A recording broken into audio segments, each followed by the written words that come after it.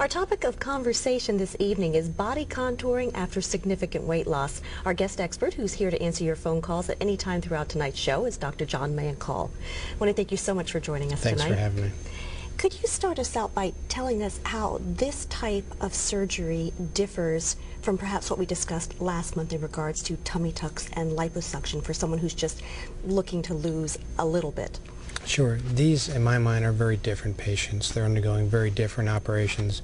Although some of the terms might be the same, tummy tuck or breast lift, they bring to the table so much more skin as a rule, and sort of poor quality skin that's been stretched out so much that it doesn't behave normally, that the way you tailor the tissues is vastly different.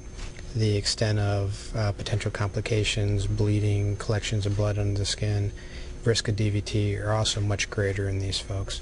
And they bring to the table usually some chronic medical illnesses that have been around long enough where they may have some effects on their heart or lungs or kidneys that might impact their recovery or the amount of stress, the surgery that they can tolerate. So you do have to approach them in a vastly different way. In addition to that, I think expectations really become different at the end here. And again, part of my job, as you've heard me say before, is make sure I keep expectations in line with what's reasonable. Now, when we're talking about the patients who are doing this type of surgery, is it generally after bariatric surgery, or is it in some cases people who have lost the weight on their own? It could be either. I have a number of patients in my practice that just one day got fed up of feeling the way they do and looking the way they do, and they just kind of got committed to themselves and to making a better life for themselves, and they lost the weight and they chugged along, and it may have taken them 2-3 years, a little bit longer perhaps than someone who had bypass who may lose 100 pounds in the first year. These folks, it took longer, but they were motivated and they kept with it, and you know, I'm incredibly impressed with kind of the stick-to-itiveness that some of them bring to it. In regards to people who make a good candidate for this type of surgery, what would the criteria be? As I said, I think that really a realistic sort of expectation of what we can do for them. Some folks, no matter how hard you try, you're just not going to sort of take away all the extra skin and only leave them a little scar from hip to hip. Sometimes the scars go all the way around, sometimes up and down. Sometimes, and I guess perhaps one of the other things is a lot of these surgeries become stage procedures. We can't do everything at one time, whereas I might be able to do a tummy tuck and a breast lift on someone who just has a little bit of skin problems. On these folks, the tummy tuck alone may be such a big operation, it could take 6-7 hours alone as opposed to 2, that's all we do. That's all that we do that's medically safe. And some of those folks we may be able to send home the same day, whereas these massive weight loss folks, we're keeping them overnight or a couple of days.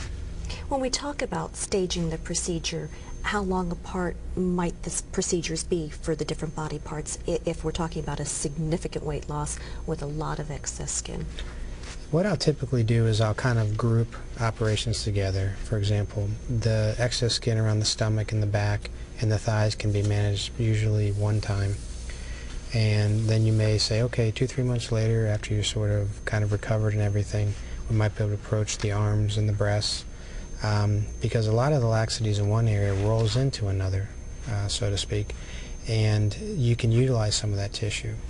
For example, when I have women with a lot of extra skin under their arms and kind of we call the flank area, kind of where the bra strap goes, sometimes you can actually take that and shift that and use that to augment the breast, because a lot of times their breasts are now flat and kind of empty, and you can use it to fill it up, and that can be kind of tackled at one time.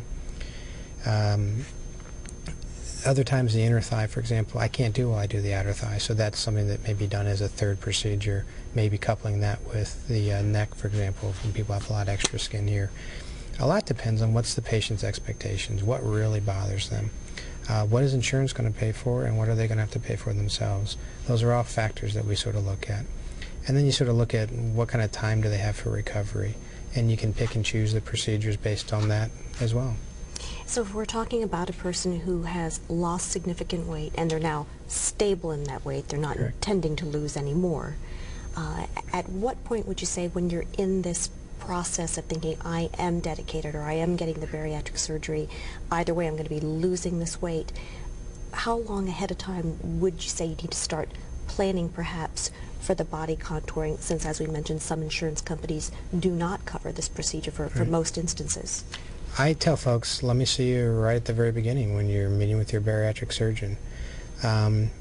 If for nothing else, I think we can offer sort of a carrot for those folks, kind of incentive to say, hey, if we can get you to here, this is what we can do, and let's show you some folks who've been there.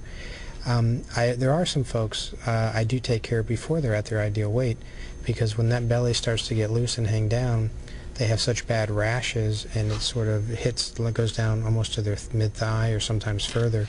They can't do exercise, or the rashes get so bad that they can't because of the raw skin.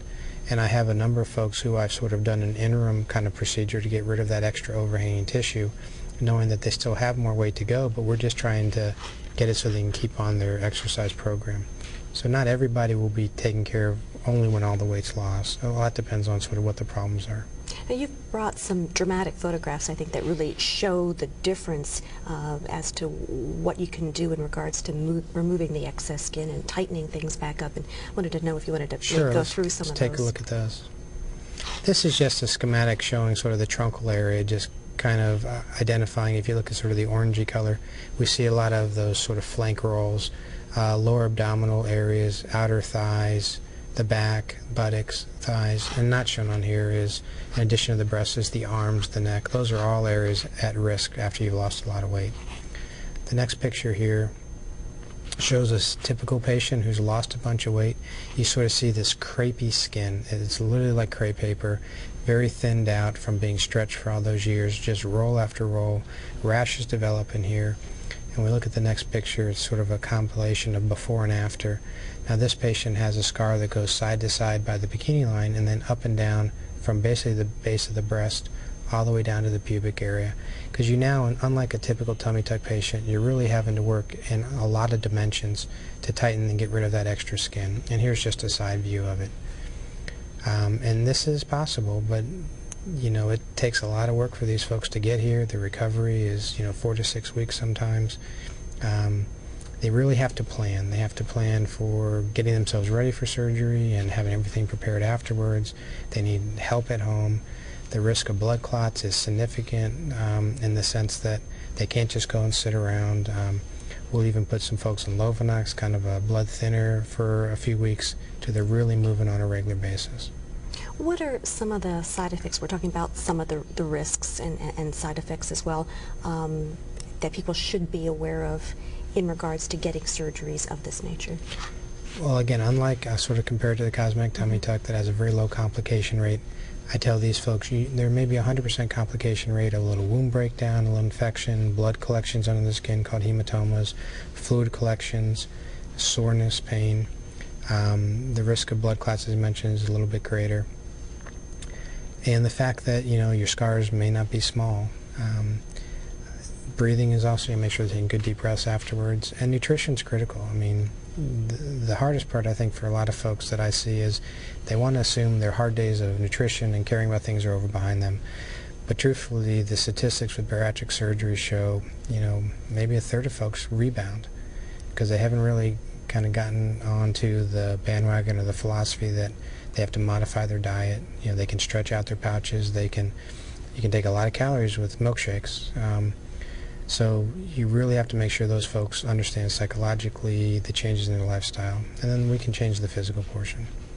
When we're talking about psychological profiles, perhaps, of somebody who would be successful with this type of procedure, are there certain things that physicians look at before approving a candidate? I think we should. I can't speak for other folks, but I can speak for myself, is that I think a patient that can tell me more about their disease than I know is a motivated, educated patient. The people that know their medicines they're on, they know the supplements they're taking, they know how many calories they take on a daily basis, they know what their goal weight is. These are folks who have done their homework.